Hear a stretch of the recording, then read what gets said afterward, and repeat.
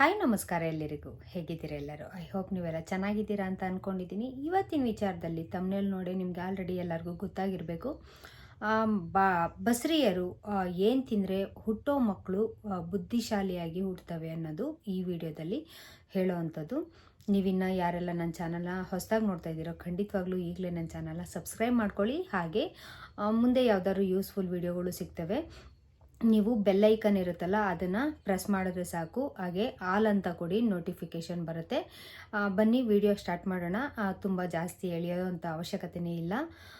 ಈ ಪ್ರೆಗ್ನೆಂಟ್ ಹೆಣ್ಮಕ್ಳು ತಿನ್ನೋ ಅಂಥ ಫುಡ್ಗಳನ್ನ ನೀವು ತುಂಬ ಕೆಲವೊಂದು ಟೈಮಲ್ಲಿ ಏನು ತಿನ್ನಬೇಕು, ಕೆಲವೊಂದು ಟೈಮಲ್ಲಿ ಏನು ತಿನ್ನಬಾರ್ದು ಅಂತ ಕೂಡ ನಾನು ವಿಡಿಯೋ ಮಾಡಿದ್ದೀನಿ. ಅದನ್ನು ಕೂಡ ನೀವು ಹೋಗಿ ಒಂದು ಸತಿ ಚೆಕ್ ಮಾಡ್ಕೋಬೋದು. ಈಗಿನ ವಿಚಾರದಲ್ಲಿ ಮಾತಾಡೋ ಅಂಥದ್ದು, ಒಂದು 4ರಿಂದ 5 ತಿಂಗಳಿಗೆ ಬಿದ್ದ ಮೇಲೆ ಮಗು ತುಂಬ ಬುದ್ಧಿಶಾಲಿ ಆಗಬೇಕು, ಚುರುಕಾಗಬೇಕು, ಎಲ್ಲರಿಗೂ ಇರುತ್ತೆ. ಮಕ್ಕಳು ಚೆನ್ನಾಗಿ ಓದಬೇಕು, ಮುಂದಕ್ಕೆ ಮೈಂಡೆಲ್ಲ ಚೆನ್ನಾಗಿರಬೇಕು ಅವ್ರಿಗೆ ಅನ್ನೋದು ಎಲ್ಲ ತಾಯಿದಿರಿಗೂ ಇರೋ ಅಂಥ ಕಾಮನ್ ಆಗಿರೋ ಅಂಥ ಆಸೆ ಆಗಿರುತ್ತೆ. ನೀವು ಈಗಿಂದನೇ ಇವನ್ನೆಲ್ಲ ತಿಂತಾ ಹೋದರೆ ಒಳಗಡೆ ಹುಟ್ಟೋ ಮಗು ತುಂಬ ಬುದ್ಧಿಶಾಲಿಯಾಗಿ ಹುಟ್ಟೋದು ತುಂಬಾ ಗ್ಯಾರಂಟಿ ಅಂತಲೇ ಹೇಳ್ಬೋದು. ಬನ್ನಿ ಹಾಗಾದರೆ ಯಾವನ್ನೆಲ್ಲ ತಿನ್ಬೋದು ಅಂತ ಹೇಳ್ತೀನಿ. ನೀವು ಫಸ್ಟು ತಿನ್ನಬೇಕಾಗಿರೋ ಅಂಥದ್ದು ಬಾದಾಮಿನ ತಿನ್ಬೋದು. ಬಾದಾಮಿ, ಬಾಳೆಹಣ್ಣು. ಖಂಡಿತವಾಗ್ಲೂ ಬಾದಾಮಿ ಬೆಳಗ್ಗೆ ರಾತ್ರಿ ನೆನೆಸಿ ಬೆಳಗ್ಗೆ ಬಿಡಿಸಿ ಅದನ್ನು ತಿನ್ನೋದ್ರಿಂದ ಕೂಡ ಮಗುಗೆ ತುಂಬ ಬುದ್ಧಿ ಕೂಡ ಚುರುಕಾಗುತ್ತೆ. ಹಾಗೆ ಬಾಳೆಹಣ್ಣು ಕೂಡ ನಿಮಗೆ ಪೊಟ್ಯಾಷಿಯಮ್ ಜಾಸ್ತಿ ಇರೋದ್ರಿಂದ ಅದು ಕೂಡ ನಿಮಗೆ ತುಂಬಾ ಒಳ್ಳೆಯದು.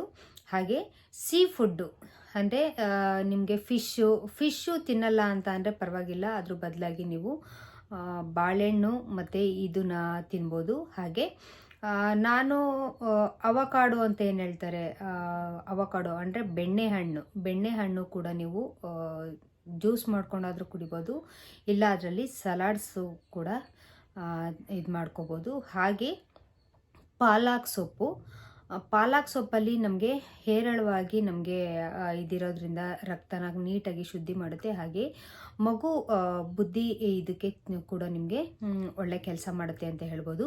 ಪಾಲಕ್ ಸೊಪ್ಪು ಕೂಡ ನೀವು ಯಾವುದೇ ಗ್ರೇವಿಗೆ ನೀವು ಒಂದು ಪಾಲಕ್ ಸೊಪ್ಪನ್ನು ಕೂಡ ಬಳಸ್ಕೋಬೋದು. ನೀವು ಪಾಲಕ್ ಪನ್ನೀರ್ ಆಗಿರ್ಬೋದು, ಈ ಥರ ಎಲ್ಲ ಮಾಡ್ಕೊಂಡು ತಿಂದರೆ ತುಂಬಾ ಬೆನಿಫಿಟ್ಸ್ ಇರುತ್ತೆ. ಹಾಗೆ ಪನ್ನೀರು, ಈ ನಿಮಗೆ ಏನಿರುತ್ತೆ ಈ ಪನ್ನೀರಾಗಲಿ, ಈ ಪನ್ನೀರ್ ಮಸಾಲ ಆಗಿರ್ಬೋದು, ಈ ಥರ ಎಲ್ಲ ನೀವು ತಿನ್ನೋದ್ರಿಂದ, ಈ 5 ಫುಡ್ಡು ನೀವು ಕರೆಕ್ಟಾಗಿ ತಿನ್ನೋದ್ರಿಂದ ನಿಮಗೆ ಯಾರೆಲ್ಲ ಫಿಶ್ ತಿನ್ನಲ್ವೋ ಪನ್ನೀರ್ನ ನೀವು ರೆಗ್ಯುಲರ್ ಆಗಿ ಒಂದು 2ರಿಂದ 3 ನೀವು ಪೀಸಸ್ನ ನೀವು ತೊಗೋಬೋದು, ಖಂಡಿತವಾಗ್ಲೂ ತೊಗೋಬೋದು. ಆಮೇಲೆ ಇಷ್ಟನ್ನ ನೀವು ದಿನ ಸೇವಿಸ್ತಾ ಬಂದರೆ ಹುಟ್ಟೋ ಮಗು ಖಂಡಿತವಾಗ್ಲೂ ಆ್ಯಕ್ಟಿವ್ ಆಗಿರುತ್ತೆ. ನಿಮಗೆ ಸೀ ಫುಡ್ಡಲ್ಲಿ ಏನಪ್ಪ ಅಂತ ಅಂದರೆ ಒಮೆಗಾ 3 ಸಿಗುತ್ತೆ. ಹಾಗೆ ನಿಮ್ಮ ಹಾರ್ಟ್ಗೂ ತುಂಬಾ ಒಳ್ಳೆಯದು, ಮಗು ಹಾರ್ಟ್ಗೂ ತುಂಬಾ ಒಳ್ಳೆಯದು, ಹಾಗೆ ಬುದ್ಧಿಶಕ್ತಿಗೆ ತುಂಬಾ ಒಳ್ಳೆಯದು ಅಂತ ಹೇಳ್ಬೋದು ನಿಮಗೆ. ಆಮೇಲೆ ಪಾಲಕ್ ಸೊಪ್ಪು ಕೂಡ ತುಂಬಾ ಐರನ್ ಕಂಟೆಂಟ್ ಇರೋದ್ರಿಂದ ಅದು ಕೂಡ ನಿಮಗೆ ತುಂಬಾ ಒಳ್ಳೆಯದು. ಈ 5 ನೀವು ರೆಗ್ಯುಲರ್ ಆಗಿ ಯಾವುದಾದ್ರೂ ಒಂದನ್ನು ಸೇವಿಸ್ತಾ ಬಂದರೆ ದಿನನಿತ್ಯ ಒಂದು ಚಾಟ್ನ ಹಾಕ್ಕೊಬಿಡಿ. ನೀವು ಚಾಟ್ನ ಹಾಕ್ಕೊಂಡು ನಾವು ಬೆಳಗ್ಗೆ ತಿಂಡಿಗೆ ಏನು ತಿನ್ನಬೇಕು, ಹಾಗೆ ಮಧ್ಯಾಹ್ನ ಊಟಕ್ಕೆ ಏನು ತಿನ್ನಬೇಕು, ಮಧ್ಯಾಹ್ನ ಊಟಕ್ಕೆ ನೀವು ಒಂದು ಫಿಶ್ಶು, ಈ ಥರ ಪನ್ನೀರು, ಈ ಥರ ಯಾವುದಾದ್ರು ಮಿಕ್ಸ್ ಮಾಡಿಕೊಂಡು ನೀವು ಒಂದನ್ನು ನೀವು ಆಯ್ಕೆ ಮಾಡಿಕೊಂಡು ತಿನ್ನಬೇಕಾಗುತ್ತೆ. ಹಾಗೆ ಊಟ ಆದಮೇಲೆ ಕಂಪಲ್ಸರಿ ಒಂದೊಂದು ಬಾಳೆಹಣ್ಣು ತಿನ್ನೋದು ಕೂಡ ಮರಿಬೇಡಿ. ಹಾಗೆ ಇನ್ನು ನೀವು ಯಾರೆಲ್ಲ ನನ್ನ ಚಾನಲ್ನ ಹೊಸದಾಗಿ ನೋಡ್ತಾ ಇದ್ದೀರಾ ಖಂಡಿತವಾಗ್ಲೂ ಈ ವಿಡಿಯೋ ಏನಾದರೂ ಇಷ್ಟ ಆದರೆ ಸಬ್ಸ್ಕ್ರೈಬ್ ಮಾಡ್ಕೊಳ್ಳಿ. ಹಾಗೆ ಮುಂದೆ ಯಾವುದಾದ್ರು ಯೂಸ್ಫುಲ್ ವಿಡಿಯೋದೊಂದಿಗೆ ಸಿಗ್ತೀನಿ. ಇನ್ನೊಂದು ವಿಚಾರ ಏನಪ್ಪ ಅಂದರೆ ಬೆಣ್ಣೆಹಣ್ಣನ್ನ ನೀವು ಸಲಾಡ್ ಮೂಲಕನೂ ತಿನ್ಬೋದು, ಹಾಗೆ ಜ್ಯೂಸ್ ಕೂಡ ಕುಡಿಬೋದು ಅಂತ ಹೇಳಿದೆ. ನೀವು ಜ್ಯೂಸ್ ಕುಡಿಬೇಕಾದ್ರೆ ವಿತೌಟು ಶುಗರು ಮತ್ತು ವಿತೌಟು ನೀವು ಹಾಲನ್ನ ಹಾಕ್ಕೊಂಡಿರ ಕುಡಿಬೇಕಾಗತ್ತೆ. ಅದಕ್ಕೆ ನೀವು ಸ್ವಲ್ಪ ಬೆಲ್ಲ ಕೂಡ ಹಾಕ್ಕೋಬೋದು.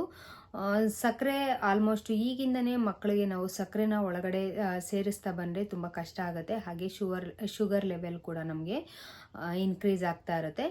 ಆಲ್ಮೋಸ್ಟ್ ನೀವು ಸಕ್ಕರೆ ಸ್ವಲ್ಪ ಹಾಕ್ಕೊಂಡು ಕುಡಿದ್ರೂ ಪರವಾಗಿಲ್ಲ, ಇಲ್ಲಾಂದರೆ ಬೆಲ್ಲ ಇರುತ್ತೆ, ಬೆಲ್ಲನ ಕೂಡ ಹಾಕ್ಕೊಂಡು ಕುಡಿಬೋದು. ಇಷ್ಟು ಹೇಳ್ತಾ ನನ್ನ ವಿಡಿಯೋನ ಮುಗಿಸ್ತಾ ಇದ್ದೀನಿ. ಇಷ್ಟ ಆದರೆ ಒಂದು ಲೈಕ್ ಮಾಡಿ, ಹಾಗೆ ಶೇರ್ ಮಾಡಿ ಅಂತ ಹೇಳ್ತಾ ಮುಂದಿನ ವಿಡಿಯೋದೊಂದಿಗೆ ಸಿಗ್ತೀನಿ. ಅಲ್ಲಿವರೆಗೂ ನಿಮಗೆಲ್ಲ ಟೇಕ್ ಕೇರ್, ಬಾಯ್.